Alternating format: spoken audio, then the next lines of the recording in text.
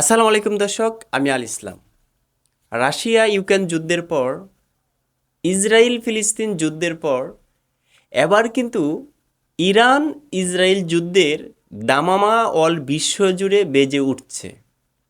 এখন প্রশ্নটা হচ্ছে, ইরান এবং ইসরায়েল এই দুই দেশের হাতে এরকমও শত শত হাজার হাজার লক্ষ লক্ষ অস্ত্র ভাণ্ডার তারা জমা রেখেছে, যেই অস্ত্র দিয়ে পুরো পৃথিবীকে কয়েকবার শেষ করতে পারবে।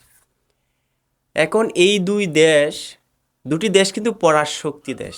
এই দুটি দেশ যদি তারা একে অপরের প্রতি লেগে যায়, তাহলে কিন্তু আবারও বিশ্বযুদ্ধ শুরু হয়ে যাবে। আর এই যুদ্ধের মধ্যে দিয়ে অনেক প্রতিবেশী দেশ আছে, তারা তাদের স্বার্থ হাসিল করতে উঠে পড়ে লাগবে। আমরা সকলেই জানি, ইরান ইসরায়েলে ডজনের ডজন মিসাইল ক্ষেপণাস্ত্র হামলা সরাসরি চলেছে। কিন্তু এখন নিয়মিত অনেক সংবাদ মাধ্যমে শোনা যাচ্ছে, যে কোনো সময় ইসরায়েল ইরানে হামলা চালাতে পারে পাল্টা প্রতিশোধ নেওয়ার জন্য। কিন্তু ইরানের নেতারা বলছে, যদি ইসরায়েল আমাদেরকে আবারও হামলা চালায়, তারা পাল্টা জবাব দিতে আমাদের জন্য প্রস্তুত থাকে, আমরাও প্রস্তুত আছি। যে কোনো শক্তিকে আমরা রুখে দেওয়ার মতো ক্ষমতা আছে।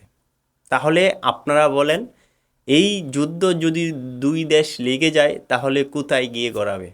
তবে বিষয়টা আমাদের সবার কাছে কেমন জানি লাগছে। ইসরায়েল কিন্তু অনেক শক্তিশালী দেশ হওয়া সত্ত্বেও তারা কিন্তু ইরানকে এখনও তাদের পাল্টা জবাবটা দিচ্ছে না।